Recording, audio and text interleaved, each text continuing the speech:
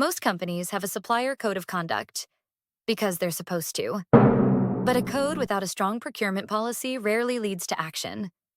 In this video, we'll walk you through 4 practical steps to create or improve your supplier code of conduct and sustainable procurement policy. These 2 documents should reinforce each other. One sets clear expectations for your suppliers. The other defines how you'll apply ESG criteria in your procurement decisions. Step 1. Understand the difference and why both matter. Let's start by clarifying what each document does. Your supplier code of conduct outlines the standards you expect your suppliers to meet on labor, environment, ethics, and compliance.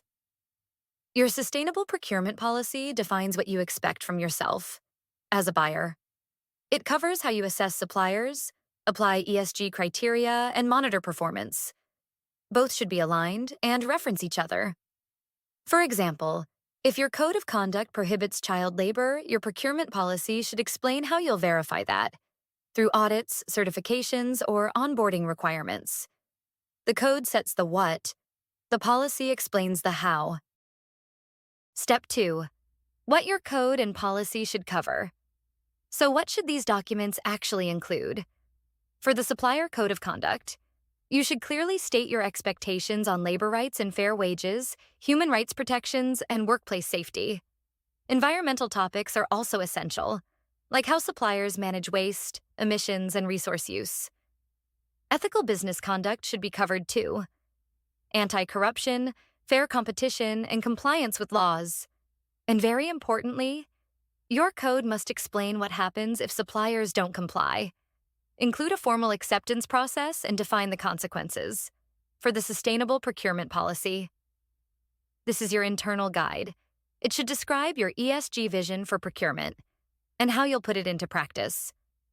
Outline the social, environmental, and ethical criteria you'll use to assess and select suppliers. If your company values local, diverse, or responsible sourcing, be specific. Define exactly what those terms mean, and explain how they'll influence your procurement decisions. For instance, you might define local suppliers as those operating within 100 kilometers of your production sites. Then, in your procurement policy, clarify how buyers should consider that, such as giving preference to local suppliers in bid evaluations or setting targets for local spend. Also explain how you onboard suppliers, monitor performance, and support improvement. Finally, define who is responsible for updating and applying the policy, and how often it will be reviewed. Step 3.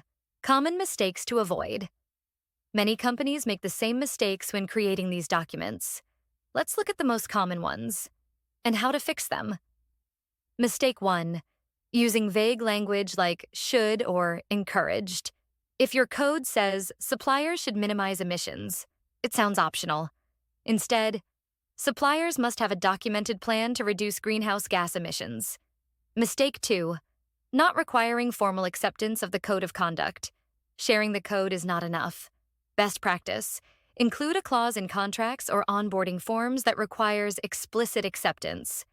Mistake 3. Letting documents sit for years without review. Outdated codes miss new risks or regulations. Fix it.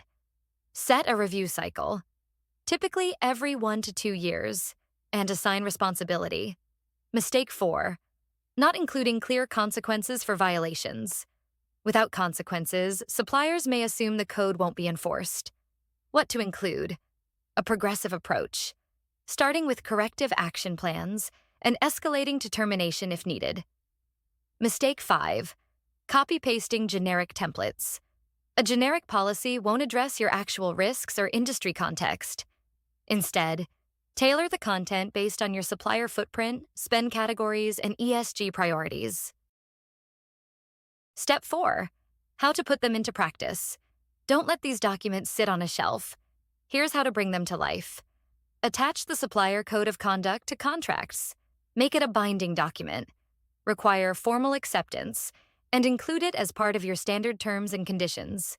Use the policy to design sourcing templates and tools. Make sure your RFPs, evaluation scorecards, and onboarding forms reflect the ESG priorities in your policy. Launch audits or self-assessments based on the code. Check whether suppliers are actually meeting the standards through internal reviews, audits, or third-party assessments. Provide training to procurement teams and suppliers. Ensure everyone understands what the code and policy require and how to apply them in real decisions. Align both documents with recognized frameworks. Refer to standards like GRI, CSRD, or ISO 2400 to boost credibility and ensure consistency across reporting. Your supplier code of conduct and procurement policy aren't just documents. They're tools to turn ESG values into real action. When they're clear, aligned, and enforced, they shape how your organization and your suppliers operate every day. If you're interested in more practical content, check the resources I've linked below. And please don't forget to like this video and subscribe. Thanks for watching.